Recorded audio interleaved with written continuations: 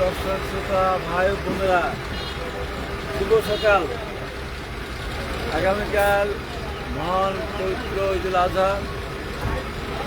10 দিন সরকার ছুটি দিয়েছেন, এই জন্য মানুষ সব ঘরমুখী। 2-3 দিন ছুটিতেও মানুষ যায়, এবার যদি ছুটি 10 দিন, সেহেতু যারা ধন্যবাদ দিতেন না তারা এবার যাচ্ছেন। এখন রাস্তাঘাটের উন্নতি হয়েছে আমরা জানি, কিন্তু এইবার যে উত্তরবঙ্গে যারা যাত্রী তাদের কী অবস্থা। গতকাল থেকে ঈশ্বরদী পাবনা পৌঁছাতে 14, 15, 16 ঘন্টা 18 ঘন্টা সময় লাগছে।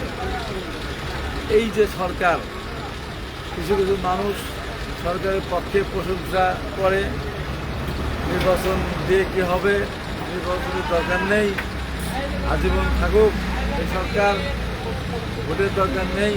যারা ভোটের কথা বলে তাদেরকে গালাগালি করে। আজকে এই কী অবস্থা? এই অবস্থাটা কোনোভাবে হওয়ার কথা না। এখানে কেন আমরা এই যে এর উপরে আমরা দাঁড়িয়ে থাকবো? ফ্লাইওভারের উপরে জাম কেন? এই যানজট কেন? এই জামটা হওয়ার কথা না।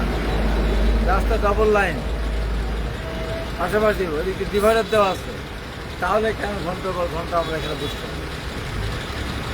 এই উত্তরটা কে দিবে? এই সরকার কোনো মাথা ব্যথা আছে?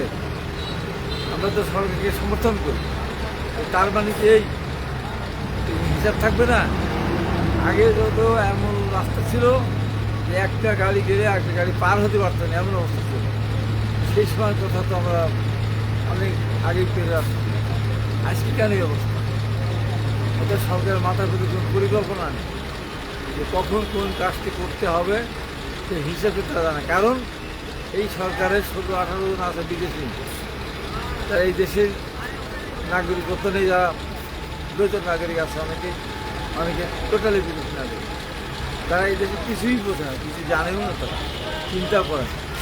আর এরা রাষ্ট্র পরিচালনার চিন্তা কোনো করে নাই, ঘুমের ঘরেও করে নাই, দিনে ঘুমেও করে নাই, ঘুমের মধ্যে চিন্তা করে, রাতের ঘুমের ভিতরে স্বপ্ন দেখে না।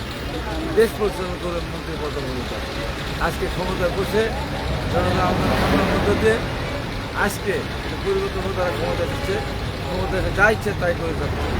আজকে আমি বলবো, এই যে দায়ী, এই যে তাদেরকে এই যে মানুষের কষ্ট দিচ্ছে, এই কষ্ট তারা দায়ী।